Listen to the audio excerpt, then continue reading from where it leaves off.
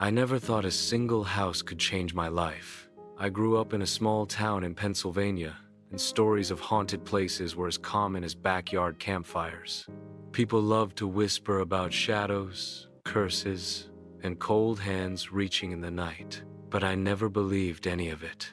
At least, not until I spent one winter in that abandoned farmhouse at the edge of town.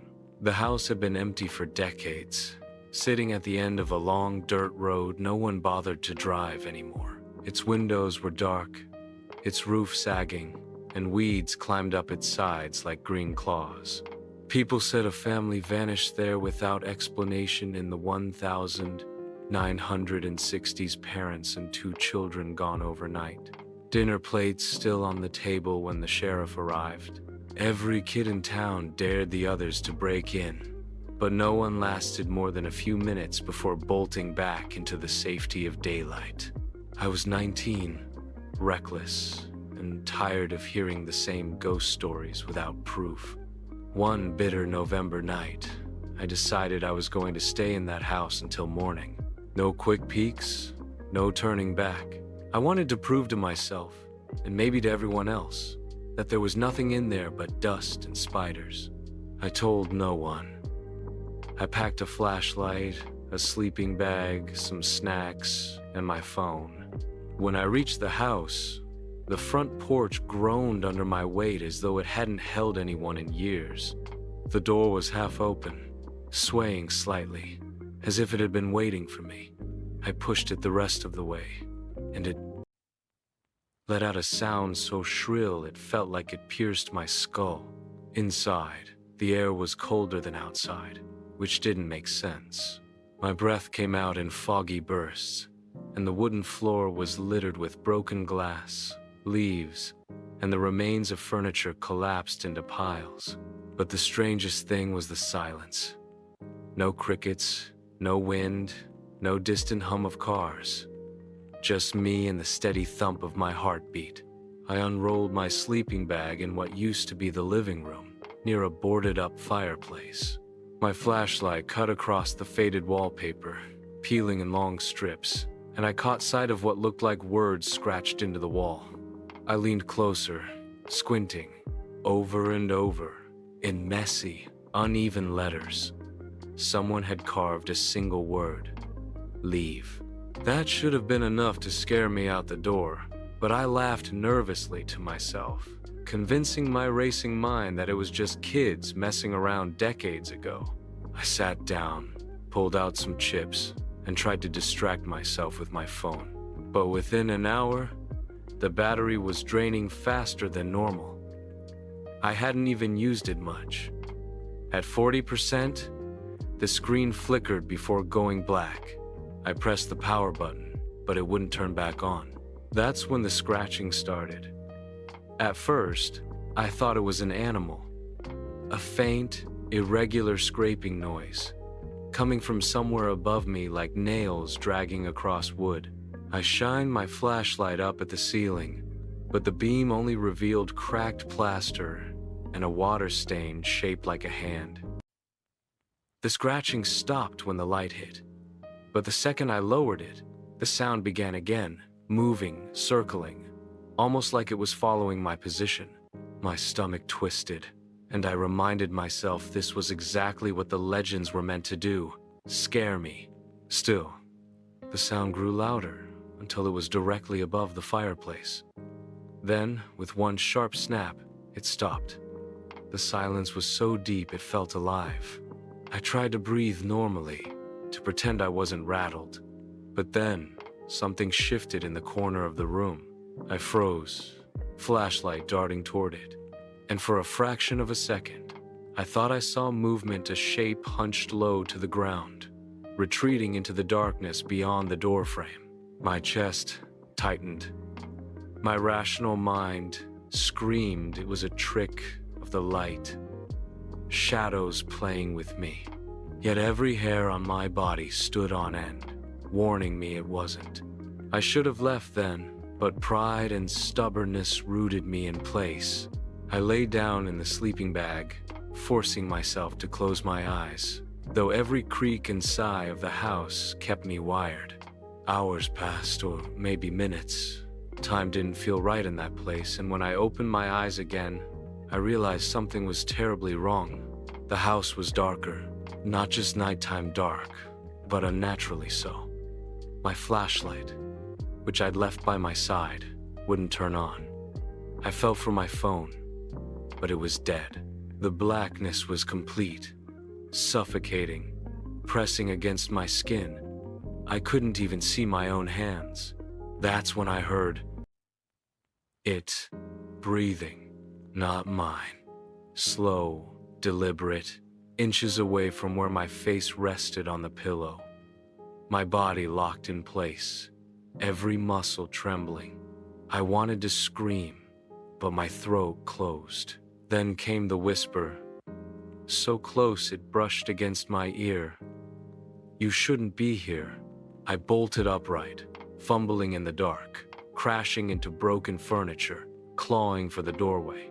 My hands slammed into the frame, and I stumbled into the hall, heart pounding like a drum. But the hall wasn't the same. The wallpaper had changed, fresh, floral, untouched by time. The furniture was new, polished, glowing faintly as though lit by some unseen fire. And at the far end, I saw them. A family of 4, sitting at a dining table, frozen in place. The father's head was turned toward me, his smile wide but lifeless. The mother's hand hovered inches above a plate, as though she'd been caught mid-motion. The 2 children stared blankly, eyes wide and unblinking. I blinked hard, shook my head, and when I opened my eyes again, the hall was back to ruin. But the whisper followed, echoing through the walls. "You shouldn't be here." I didn't make it through the rest of the night in peace. Every step I took seemed to awaken the house, further doors creaking open by themselves, cold drafts slamming against me, whispers weaving in and out of my ears. The deeper I went, the more I felt the house was watching, aware, almost hungry. And still, I didn't leave. Something kept me there, some invisible thread tying me to the place. And maybe that was the worst part of it, realizing I was no longer in control. Because once you step inside a house like that, you don't just visit, you belong. I don't know how long I stood there in that ruined hallway, gripping the doorframe like it was the only solid thing left in the world. My heart hammered so hard I could hear it in my ears, drowning out the house's whispers.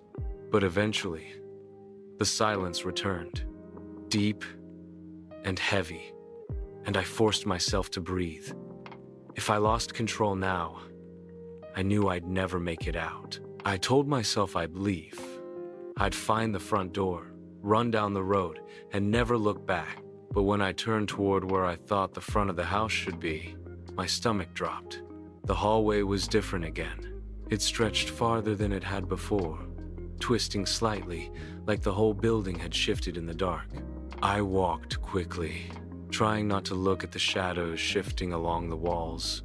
And after what felt like 5 solid minutes of moving, I reached the end. There was no front door, only another room. It was a kitchen, or it used to be.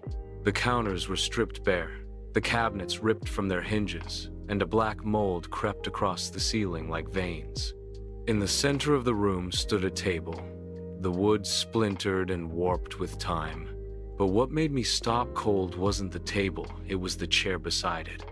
The chair rocked, slowly, back and forth, and though no one sat in it, the sound of its creak matched perfectly with the rhythm of a slow, steady breath. I stepped back, my legs shaking, but the chair stopped as if it sensed me. The breath didn't stop. It grew louder, closer. My skin crawled, and I swung the beam of my flashlight wildly, though it barely worked, flickering weakly like it was dying too. The light washed over the far corner, and that's when I saw them. 2 eyes, not glowing, not bright, but reflecting back at me like an animal's in the dark. They blinked once, then vanished. I ran. I don't even remember choosing a direction. I just sprinted through the nearest doorway, crashing into another hall, this one narrower, closing in on me like a throat. My shoulders scraped the walls as I stumbled, and the whispers rose again, overlapping now, dozens of voices whispering at once. Some laughed, some wept, and some hissed words I couldn't understand. At the end of the hall, I slammed into another door and shoved it open. This time, it was a bedroom. Torn wallpaper, shattered mirror, a bed frame leaning against the wall with its mattress collapsed in the middle. My light swept across the room, and that's when I saw it on the wall above the bed. Not carved, not written, painted. A handprint, but not just one. Dozens, hundreds. Layered over each other, red and brown, smeared in different sizes. Too many to be from one person. Some small, like a child's. Some wide and long fingers stretching unnaturally. They covered the wall from the floor to the ceiling, reaching out like they were clawing their way into the room. I backed up, heart hammering, and hit something solid. It wasn't the wall. A voice rasped just behind my ear. "Stay." I spun, my flashlight beam swinging, and for the briefest moment, I saw a figure, a man, or something shaped like a man, tall and crooked, with his face obscured by shadow. His hand reached for me, pale and long, and the second the light hit him, he was gone. The flashlight sputtered and died. Darkness swallowed me again, and I dropped to my knees, clawing for the door. My fingers found the knob, and I yanked it open, stumbling back into the hallway. But the hallway wasn't empty anymore. They were there. The family. The same one I'd seen frozen around the dining table. The father, the mother, the two children. Only now, they stood in the hall, blocking my way. Their eyes were wide and hollow, their mouths stretched into smiles that didn't belong on human faces. The children stepped forward first, in perfect unison, their bare feet silent on the floorboards. I staggered back, shaking, whispering to myself that this wasn't real, that I had fallen asleep, that it was a nightmare, but their eyes never blinked. The mother tilted her head, and in a voice that sounded like it came from underwater, she spoke. "You wanted to prove it, didn't you?" My blood turned to ice. The father's smile grew wider, splitting skin at the corners of his mouth, and he raised his hand, pointing back into the bedroom. I'd just escaped. I shook my head violently, my back pressing into the wall. "No," I choked out, my voice breaking. "I don't belong here." The children spoke in unison, voices layered, distorted. "Yes, you do." I ran again. I shoved past them, though I didn't feel bodies, just a freezing, suffocating cold that clung to my skin. I stumbled down another hall, every step echoing like I was being chased. I didn't look back. I don't know how long I ran through that house, but it was endless. The layout twisted, repeating rooms, stretching halls, staircases that led to nowhere. My sense of direction shattered, and every door I opened only led me deeper. Eventually, gasping for air, I found myself back in the living room, where I had first set up my sleeping bag. But it wasn't the same anymore. The walls pulsed faintly, like veins beneath skin, and the word I'd seen scratched into the wallpaper, "leave," was gone, replaced by a single new word, "stay," over and over, covering every inch of the walls. I collapsed against the fireplace, my hands trembling, trying to think, to make sense of it. But the whispers grew louder, closer, circling me until they became words I could almost understand. One phrase repeated above all the others, "You belong to the house." I don't know when exhaustion overtook me, but at some point, I must have blacked out. When I opened my eyes again, there was daylight. sunlight streaming through the broken windows, dust sparkling in the air. For a second, I thought I'd made it. I thought the nightmare was over, but then I saw my phone. It was lying where I dropped it. I picked it up, desperate, and pressed the power button. This time, it turned on instantly, the battery full. Relief surged through me until I saw the time. It wasn't the next morning. It wasn't even the next day. It was 3 weeks later, and when the screen lit up, the camera app was open, with dozens of photos. All of me, sleeping. The moment I saw those photos, every bit of air in my lungs seemed to vanish. My hands shook so violently that I nearly dropped the phone. Each image was the same me lying on the floor in my sleeping bag, my face slack with sleep, my body twisted in ways I didn't remember. The angles were all different, like someone had moved around me quietly in the dark, snapping picture after picture.